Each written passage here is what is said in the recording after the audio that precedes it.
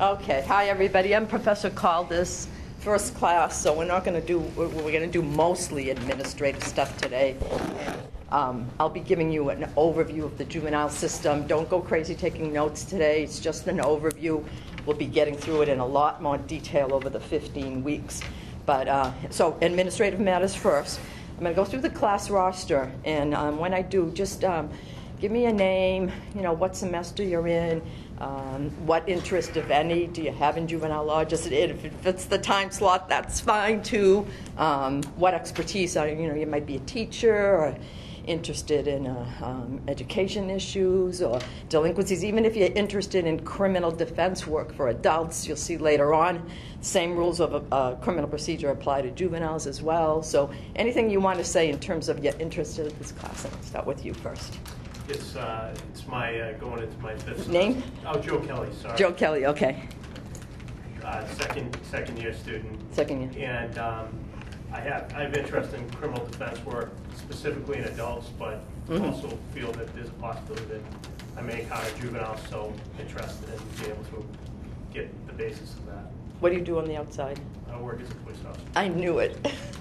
What I was going to even say it. What town? I'm up in New Hampshire, town of Ware. Where? Okay, thank you. How are you?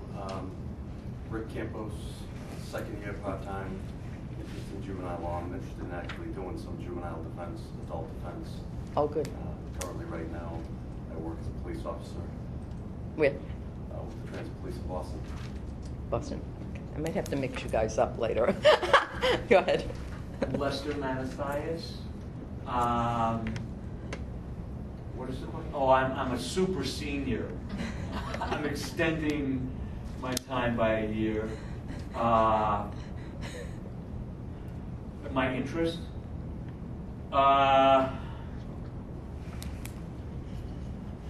This is still up in the air. I just took the mediation arbitration training with Professor With Ann O'Connor? Yep. Yeah, so I'm going to do some of that over the summer and see how I like it. I'll probably start out in the public defender's office where I live. So Lester lives and travels from. I live up in Mount Snow, Vermont, so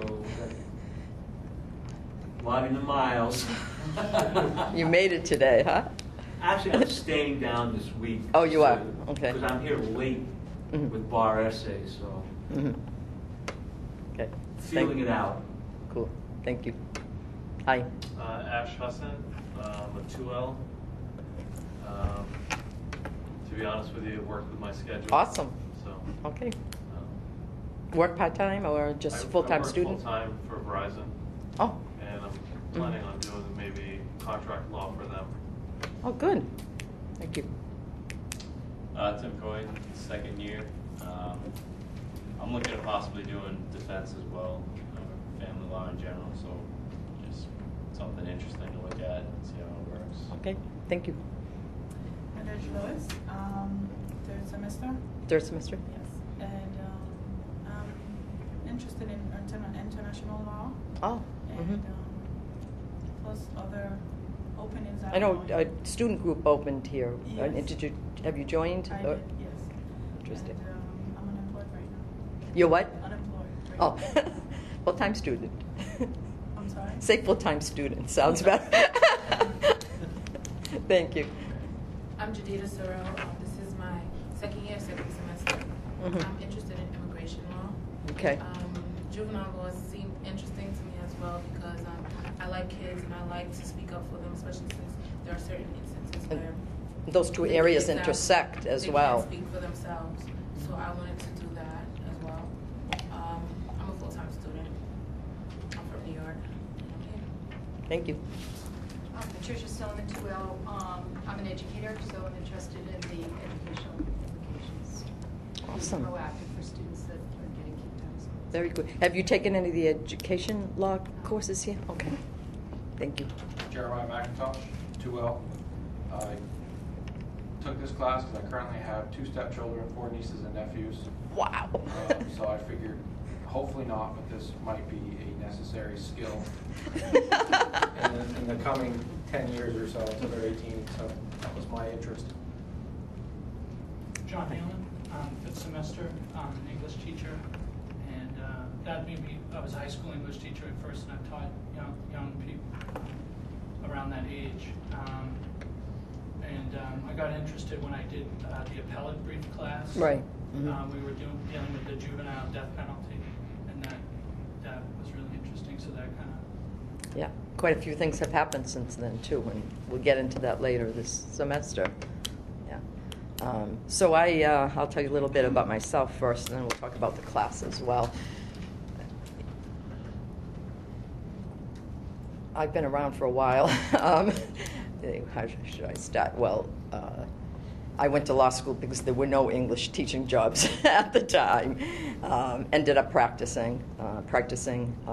When I started to practice, you'll learn a lot about the Committee for Public Counsel, that as private attorneys, once you graduate, if you end up taking these cases, well, who knows what's going to happen once you graduate, because there may be no private counsel anymore. It might be more like the district attorney's office with full-time people. But in any event, I started to take cases in both the probate and family court, and then it wasn't the juvenile court. They were the juvenile sessions that sat in district court. And started to do that in the 80s. And then when we opened the school in 88, actually prior to that, I taught part-time at Commonwealth School of Law, the law school before this, in 85. So I've been with this school since it opened, and I could pretty much maybe answer any question that you have, administrative, any question relative to juvenile law. A little bit with family law. I started to get away from it because I stopped practicing probably in the last 10 years or so, and I just keep my practice open in terms of just doing the juvenile law internships that I have here. So a few of you said family law, and obviously the areas intersect a little bit. I also co-teach family law advocacy, which is a skills course with, and some of you may have had Professor Condarelli for family law. I co-teach with her and with Abby Hirschberg. But other than that, I'm not into the theory of family law so much. I haven't kept up with, things like child support guidelines and alimony and whatnot. But and you will see that some cases are can be concurrently held in either the probate and family court and the juvenile court. So anyway, I started teaching full-time in 88. I practiced pretty much in those two courts, did a fair amount of criminal as well, used to do bar advocate in Ayer for adult and juvenile, and then bar advocate for children in the Lowell District Court, and then divorce work way back when, and GAL work in the probate and family court in Middlesex. So I teach juvenile law. I'm also the legal research and writing director. Some of you mentioned some of the problems that I had done. And I also taught a brand new course that I'm surprised Lester didn't tell you all about. Collaborative and alternative justice. One of my interests lie in alternative methods of lawyering, alternatives to litigation, such as collaborative law, divorce practice where the parties can get together, mediation as well. Lawyers as peacemakers is actually going to a conference in Phoenix the end of February. I'm not going to miss your class, I don't think. I think I leave Thursday night at Phoenix School of Law, called Lawyers as Peacemakers. So that's another interest that I have. But this has always been, probably since my last year in law school, the area of law that I really love and am passionate about. And it's also a great area to learn not just juvenile law, but learn about the different, areas of the law. In other words, we learn statutory law, pretty much Chapter 119, Chapter 210, other chapters to deal with evidentiary issues and so forth. Common law, the cases that come from, in our jurisdiction, the appeals court and the SJC, the highest court, the Supreme Court as well, so that's all common law. And then administrative law, because we're going to be dealing with agencies. So in the child abuse and neglect cases is the Department of Children and Families. If you're dealing with delinquency cases, it's going to be DYS, Department of Youth Services. Well, those are administrative agencies, and they have their own rules and regulations. So 110 CMR is all of DCF's regulations, and they carry the weight of law as well. And being an agency, they can also sit as quasi-judicial bodies. So, for example, you're going to see later on, we read about a situation where a parent, where DCF has done an initial investigation and found reasonable cause to believe that a parent has, abused his child. Well, the parent has the right to appeal. Now, this is not court. It's an administrative right. It's an administrative decision. The parent has a right to appeal that. And the appeal process goes administratively. It's chapter, I think, 30 of the Administrative Procedure Act in Massachusetts. And so the parent appealed that to the quasi-judicial agency sitting in a building somewhere, DCF building, who... and ultimately can appeal it. You've heard the term exhausted administrative remedies, right? And ended up appealing it to a court, a trial court in Massachusetts Superior Court, and ultimately to the SJC. So again, you're learning it's the three major areas of law. Common law that you mostly are reading about in all your substantive case books, right? Statutes, and administrative law. So it can get really tricky. It's not that difficult in terms of wrapping your head around, because they're always usually interesting, sometimes sad, sometimes tragic, sometimes violent situations. But they're easier to follow than, I think, than contracts, for example. Diane, don't listen to this tape. So the way that I teach it also is not traditional in the sense that you guys are used to. So, you have some cases that you're going to read for Thursday, right? Meyer, Prince, Pierce, Yoder, and Troxell, if we get to Troxell. Sometimes we don't. So what I do is, I think there's 11, there may be 12 in the class, because we're missing, Cassandra Lewis was at the inauguration, and you said that Zantia was in the day class.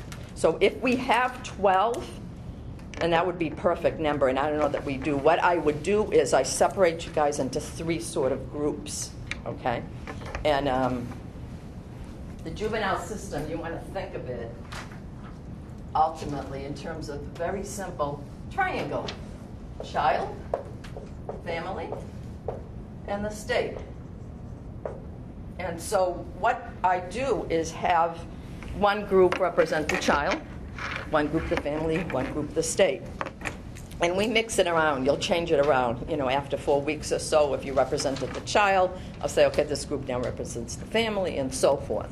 So when you read the cases, be prepared to come in and have a discourse, have a discussion, have an argument about the side that you represent. Now, here's the thing. In the early juvenile law, there were no children's lawyers.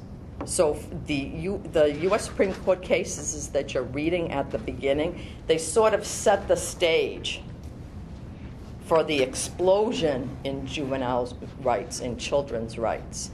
So these are cases that went to the Supreme Court in sort of a battle between two sides. Side that represented, the parent or parent figures versus the state, but still arguing about children. The state making the argument that, wait a minute, that these children are citizens.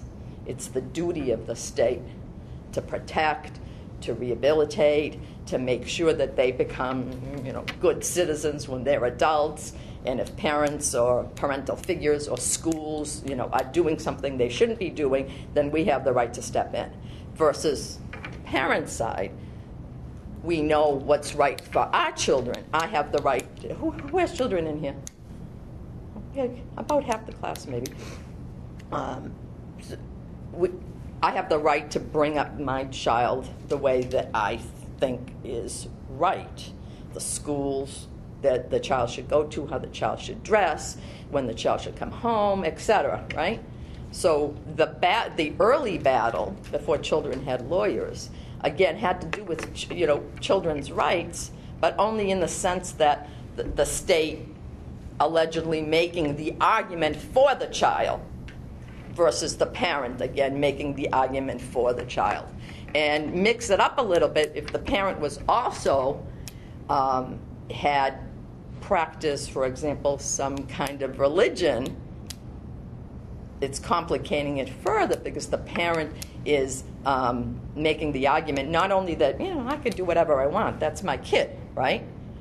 But added to that First Amendment right that makes it even more crucial. I have the right to practice my religion, therefore my child, I have the right to have my child practice the religion. And if that means not going to school or whatever the case may be, then I'm going to fight the state for that sort of thing. So the first 3-4 weeks or so, that's what it's like in class, making those sorts of arguments. So even if, if Lester, I say, you represent the child, and we're reading, Maya v. Nebraska, where a school teacher, wanted to teach the German language versus the state that had a criminal statute against it. You're not going to say, well, there was no children's attorney here.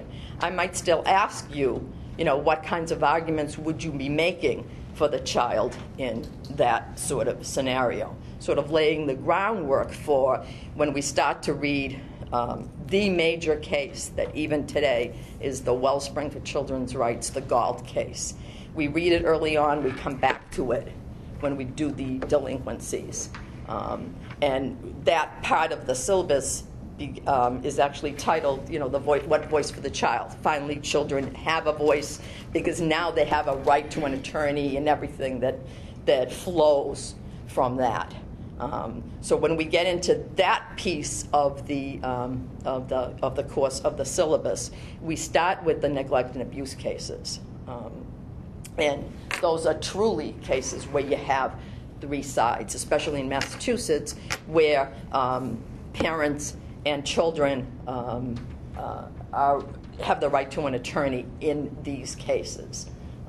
So you have the DCF attorney, the parent's attorney, and the child's attorney in the abuse and neglect cases. When we get to that part of it as well, we're then going to be much more Massachusetts oriented. Then we start looking at Chapter 119 of the Mass General Laws that deals with the care and protection of children. We talk about the neglect and abuse reports, what we call the 51As, which are in the statute. And then all the different kinds of cases that come before either the juvenile court or administrative proceedings, DCF, dealing with parental neglect and abuse. That includes not just what you normally think of, physical neglect, includes emotional neglect, domestic violence issues, child sexual abuse, medical neglect. The parent that was, in what I just mentioned earlier, the parent that says, I'm a Jehovah's Witness. Yeah, Christian Science, or I'm a Jehovah's Witness. My child's not going to get that blood transfusion. And then maybe it's a life or death issue, the state steps in, etc. So normally that type of parent isn't what you think about in terms of that parent abused or neglected his child, but it could still become the subject of a juvenile care and protection proceeding. So then that's a huge part of the course the care and protection cases, the neglect and abuse cases. We do a lot of hypothetical and real cases that I've, changed some of the identifying information.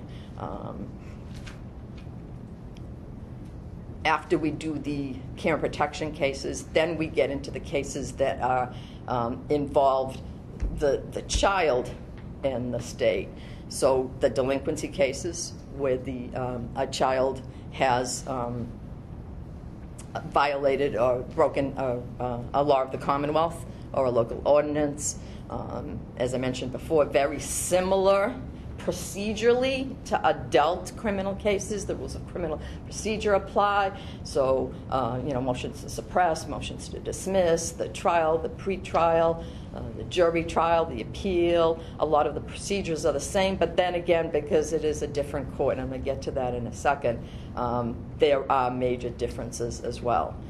And then the more serious criminal cases, the youthful offender cases, where children between 14 and 17 have committed very serious crimes, trial still held in the juvenile court, but the judge has the possibility of giving an adult sentence, with the exception of the murder cases. In Massachusetts now, the Superior Court or the adult court only has jurisdiction of juveniles if they've been charged with murder. Other than that, all of the juvenile trials occur in the juvenile court. That was a major change from the and you may have heard of it, depending on what area of life that you are in. You may have heard about transfer proceedings. We don't have them anymore in Massachusetts. Some jurisdictions still do.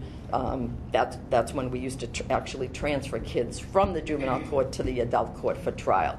Again, all of the cases get heard in juvenile court except for the murder cases. And then there was a major change in the law in the last year or so. We used to have these cases called CHINs, Children in Need of Services.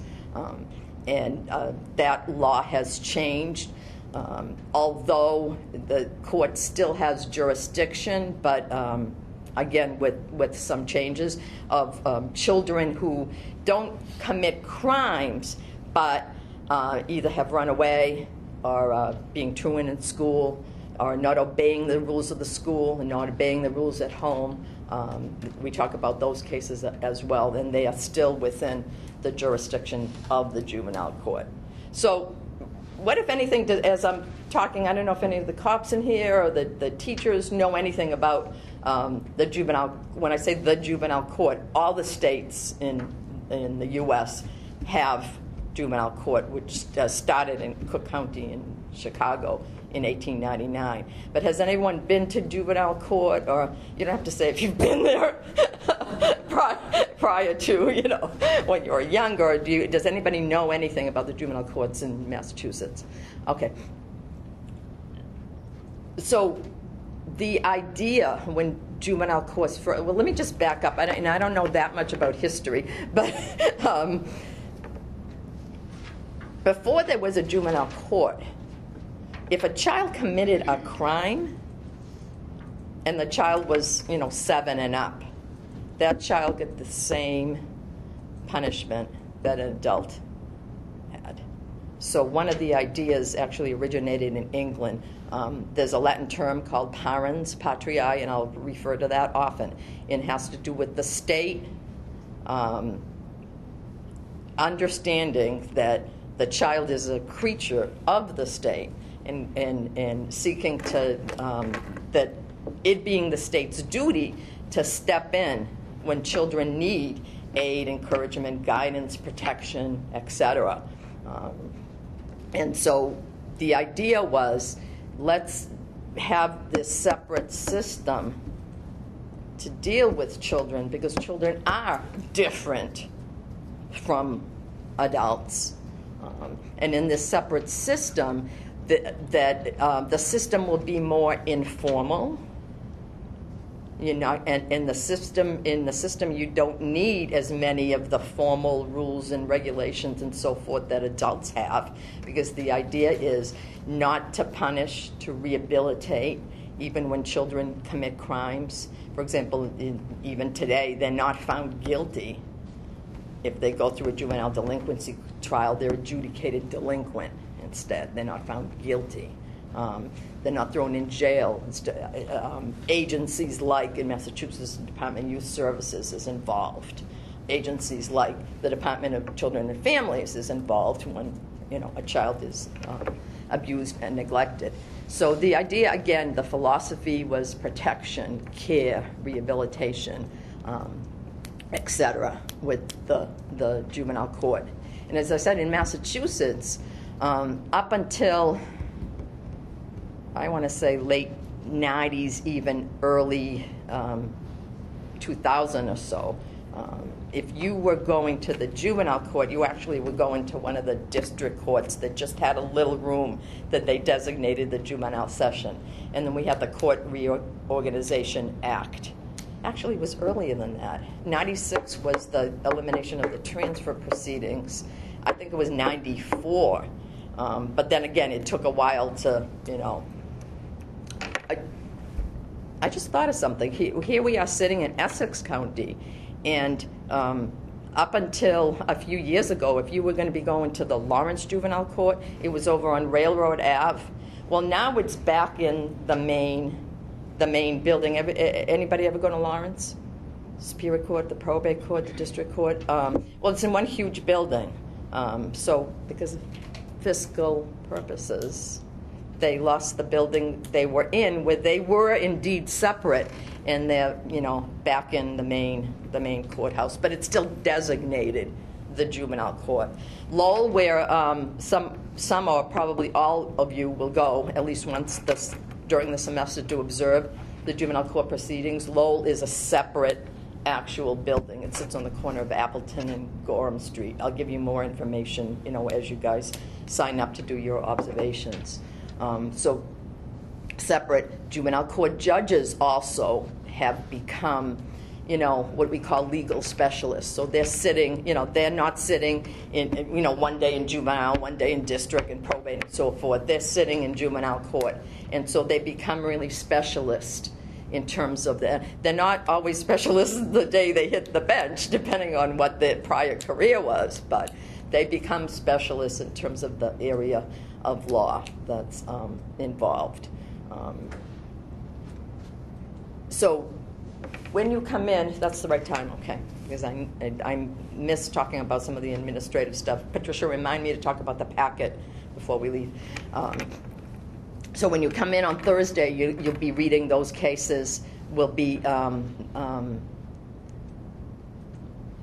doing sort of mini hypotheticals, such as, if you represented the parent or the teacher in this case, what would your argument be before the Supreme Court and so forth. Later on, we do some exercises when we get to the student right piece of in somewhere in the first 4 weeks, for example, you're going to be reading an article called, I forgot the name of it, Free Speech.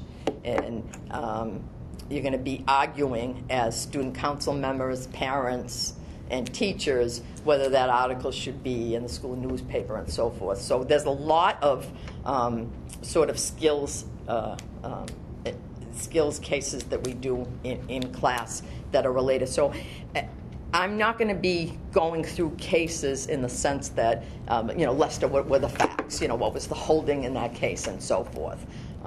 So obviously you've got to read the cases, and I've condensed a lot of the Supreme Court cases for you. Believe me, you're going to think the CD is so long. Well, you don't have to read every full Supreme Court case. Wherever you see sort of stars and things, you know that I took out stuff. And for the most part, I'm not putting in concurring and dissenting opinions. If they're there for a reason, and we will be, talking about those as well.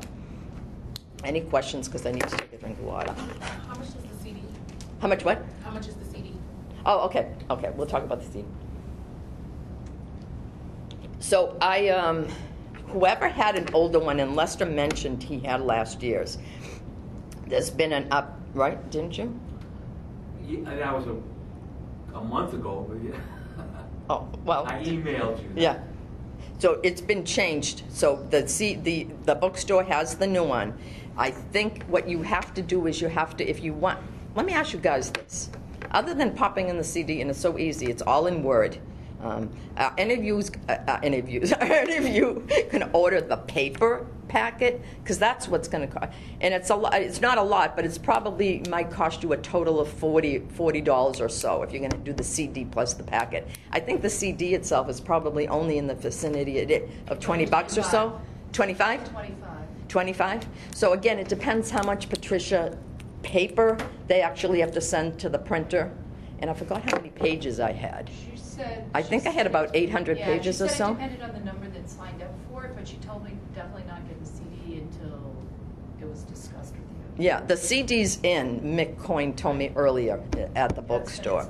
And the CD you can buy, I guess, today, from what I hear, okay? But it's the packet that you would have to order if you actually want all that paper. Again, you don't need it. But they won't order them until everybody's signed up, and there has to be so many, she said. Yes, okay. So go down to the bookstore, decide what you're going to do if you want the CD or the CD and packet. Now, the online class is listening to us not as we speak, as we are talking today. They won't access this. Dan or Mick sends it, uploads it, usually within 24 hours. So I imagine the online people, unless they come in for classes tonight, maybe they're going to stop by the bookstore. But I imagine the online people might not be coming to the bookstore till later in the week to pick up their stuff. The syllabus, by the way, have any of you gone online? Go on my faculty website. The syllabus is there. And the syllabus is very detailed. It's pretty much, everything that we're covering, at least case-wise, maybe not hypothetical-wise. And I occasionally have to, I hate to do it, but photocopy things for you. For example, later on when we do the child sexual abuse case, this was I can't do a lot of it electronically because of the, just because.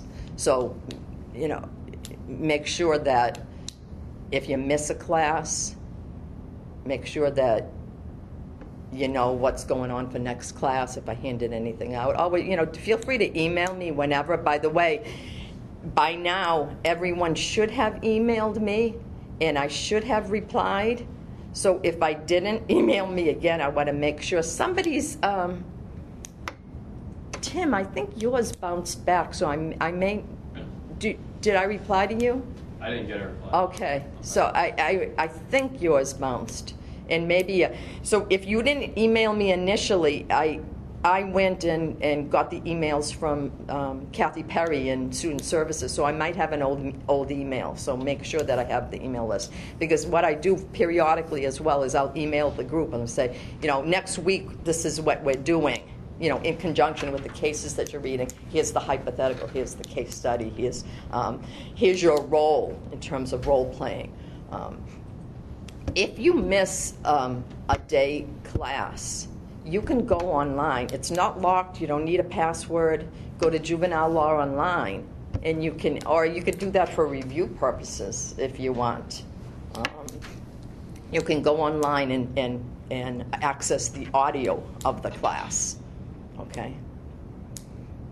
Yeah, Joe. When and how do you want us to sign up for the Monday? Oh, okay. If you could, when you send me your email, look at your schedules through the semester and give me some, 3 or 4 dates that you think work for you. And what I do is I try to schedule people just because the juvenile court, by the way, they're closed courtrooms. So I get permission for you guys to go.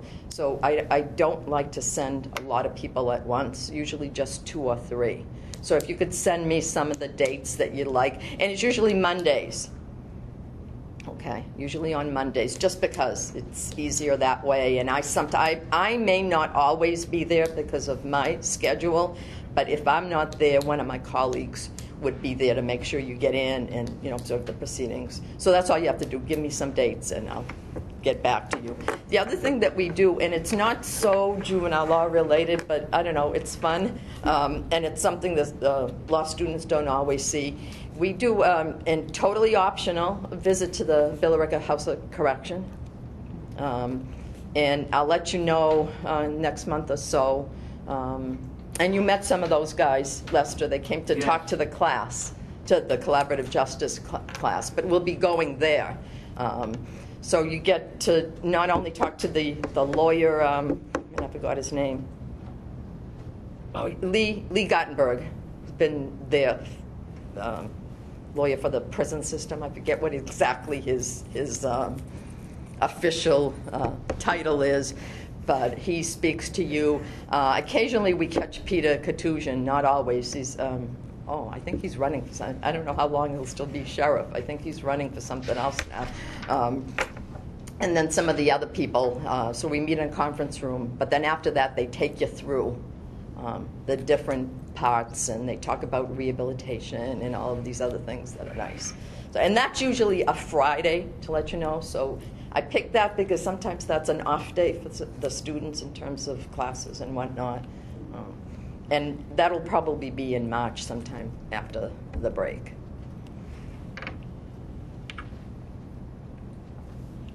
There's one final for both you guys in the online class all together, and it's at 6 p.m. because they're designated as a night class, so you all take the final together. So when you do see the final schedule and it doesn't have a time, or if it, I forget if it has it, and it says 6, that's for everybody, for the 1 o'clock class and the online class. No midterm. Sometimes we do a practice test if you're in the mood for it. We'll see. The only time I grade a final is, usually I'm always grading papers, but what else? Anybody have any other questions?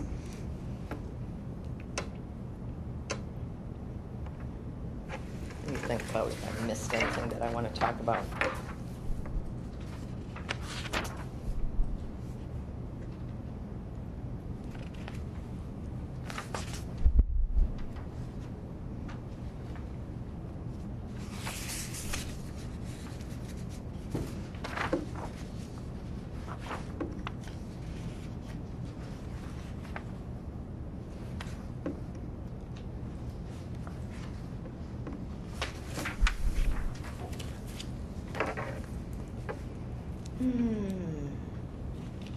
Let me just do a little diagram on the board to explain a little bit more about the juvenile system, and then I'll let you guys go. So, and again, once we get to the 4th week or so, much more detail on this, but just to give you an overview. So I'm drawing like 3 columns. Like that. One is the care and protection process. One is what we used to call the chins, and I'm still going to call it the chins for now. And then the delinquency,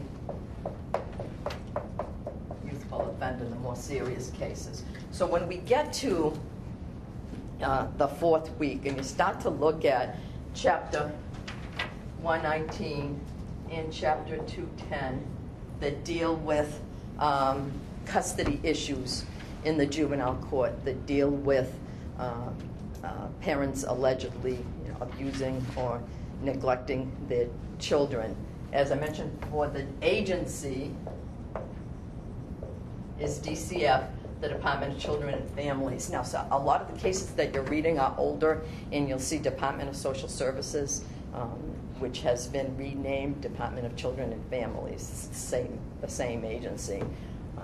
When you get to the CHINS cases, it's still the Department of Children and Families, because you're dealing with a child or children, usually under the age of 17 and from school age, usually up, who's either been truant, has run away, hasn't obeyed at home, hasn't obeyed at school the lawful and reasonable regulations. So these children, you know, are not. By the way, one of the new rules in the juvenile court is you don't see kids. You used to see kids shackled when they came in. So that has changed. But with the Chins kids are not going to be held, you know, in DYS because you're not dealing with crimes. Delinquency cases are 7 to 17, and the youthful offender cases are 14 to 17. So these are the cases where you're dealing with the child versus the state because the child has committed a crime. And the care and protection case is the true triangle case where you have somebody or a lot of somebodies representing children, depending on how many you have in the family, an attorney representing the state, and then one or more attorneys representing the parent. Now, that may not always be the case. Sometimes you might have DCF involved with the family, but they never go to court because they haven't filed a care and protection case. They're offering, the Department of Children and Families, their goal is to help families strengthen and encourage family life, offer services, offer support, so that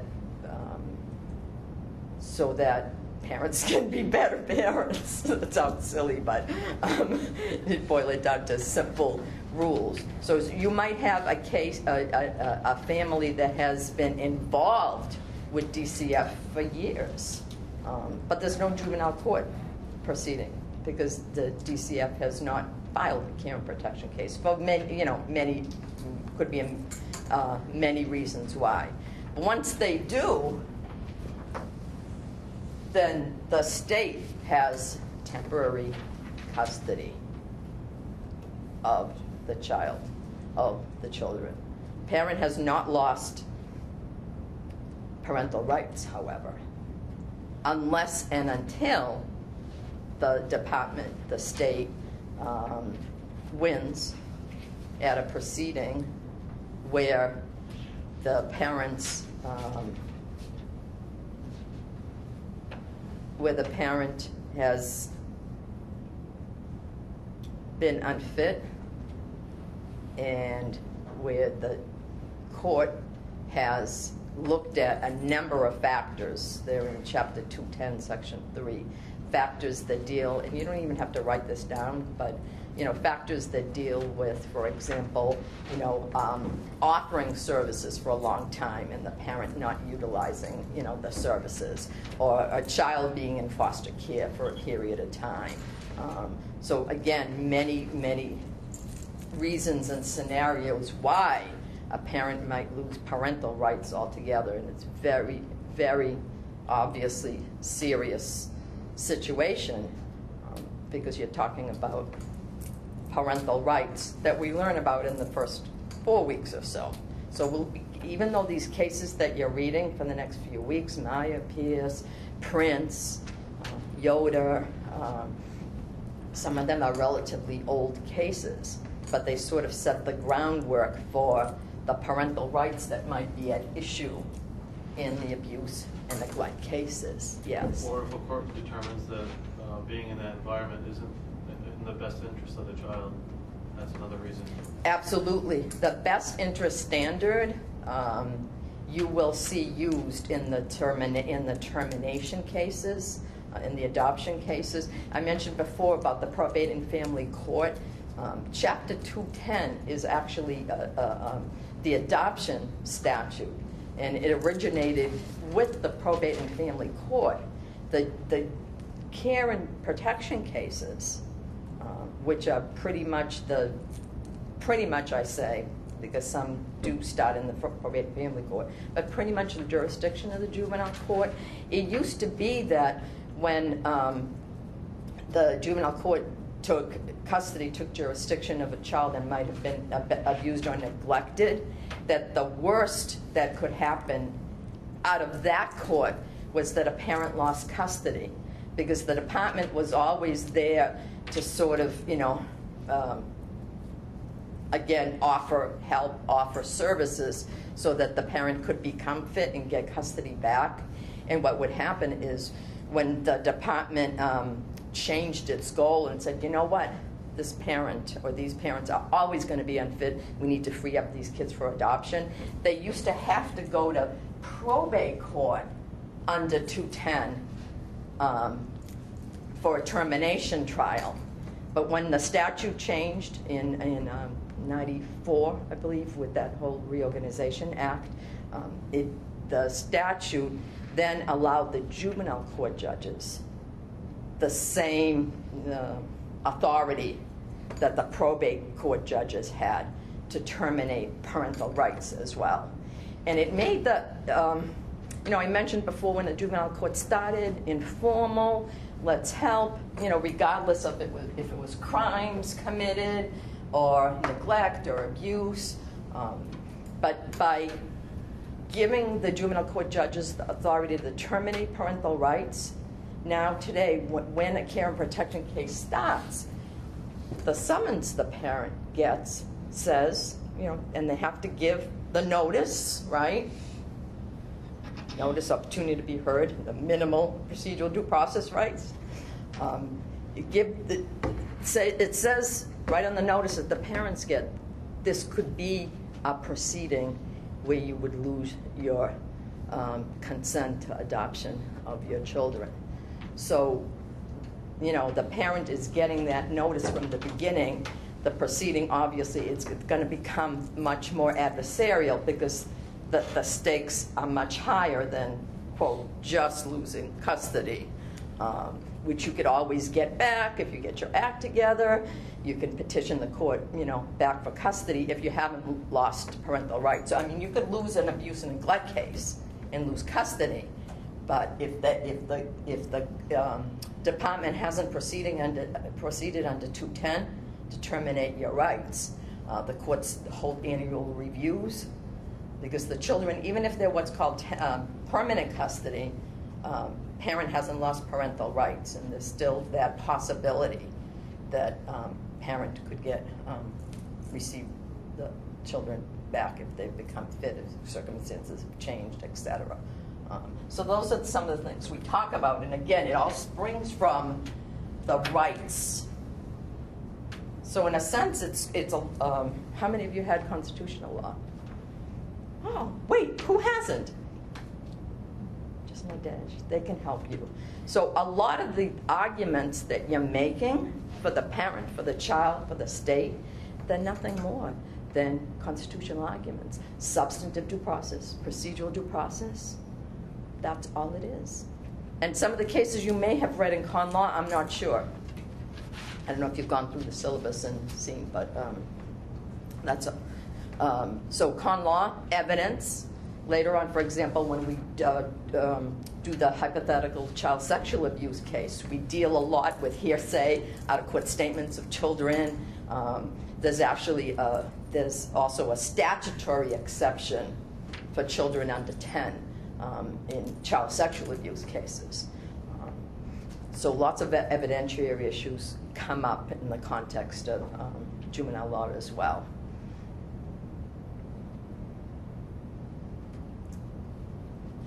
Any questions, any thoughts? Oh, okay, let's pick the, all right, let's do this. I'm assuming, I think Cassandra's definitely joining us on Thursday because she emailed me. I'm just not sure about Santia if she's online or day, but let's divide up you guys. I've got 4, 3, and 3. Maybe I'll do it that way. You three, you want to sit there? Yeah. You're fine with that? Okay. So that's Lester, Richard, and Joe Kelly, Richard, and Lester. Learn your names too.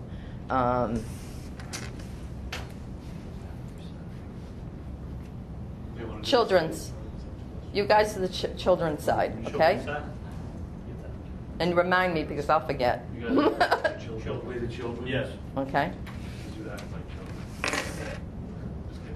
children. Ashraf? Am I saying your name? Should I just call you Ash? Yeah, ASH. Okay. Ash and Tim and Nadej. Yeah, I'll draw the line right there. Parents. Okay. And then the rest of you represent the state. Okay? Until further notice. Which one Cassandra's in, and I can just let her know. Yeah, let's give Cassandra a parent, and she can sit next to Nadej. All right? So the 4 cases or so that we have for Thursday, you want to read them? Come to class, and I'll pit you against each other. All right? Any other questions or anything?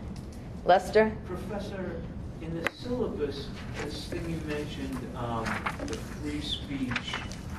Yes, exercise. which is later on in Yeah, week where is 3. it, though? It should be in the CD. Yeah. Okay. Did you buy the new one? Not yet, but. Okay. What's it called? I mean, in other words, I'm looking at the files that I have. The new CD is much different. Everything is just follows consecutively, whereas the old one I thought was crazy because you had to click on them and they were at the end. And you're gonna love the new one because everything is just there. All right. Okay. So again, if you miss the class, you just have to go to online and click on the audio and you can hear it. The other thing that I do, the difference is the online class obviously isn't here. So in addition to hearing it, the class, they have to do something else, not just take the final, right? So I post questions that they have to answer. And that's a good review if you ever want to do those on your own. You know, they're just like mini little essay questions. And I usually post them. I'm sorry? If we miss a class, we're going. You don't have to do anything. Yeah. You guys don't have to do the questions. So I'm just saying if you wanted to do them for your own review or whatever, then that's, totally up to you. And online is required to do those questions, right? The onliners are required to do the questions. It's actually part of their grade. They get, some points for that either. So they're graded a little bit differently. Okay? Because we're actually taking the time to... You're taking the time, you're here, you're arguing with each other. Hopefully. Because we need to make it interesting. There's no windows. All right, I'll see you Thursday. Thank you.